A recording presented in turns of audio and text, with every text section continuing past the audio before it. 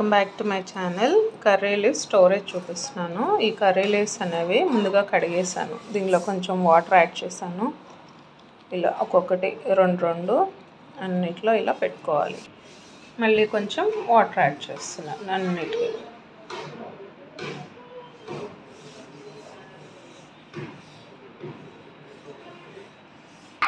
Deep ఫ్రీజ్లో చక్కగా water వేసేసి curry leaves పెట్టేసాను. బాగా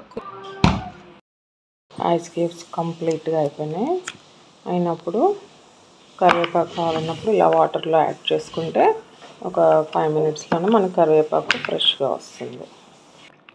కంప్లీట్గా తీసేసాను. కంప్లీట్గా ఐస్ అంతా డిజాల్వ్ అయిపోయింది. సో ఫ్రెష్గా ఉన్నాయి కర్రీ లీవ్స్. ఐస్ క్యూబ్స్ ఎన్ని ట్రేస్ ఉంటాయో అన్నీ అలా ఎక్సెస్గా కర్రీ లీవ్స్ ఉన్నప్పుడు ఇలా స్టోర్ చేసుకోవచ్చు. మీకు నచ్చిందా ఈ ఐడియా? అయితే మీరు ట్రై చేయండి.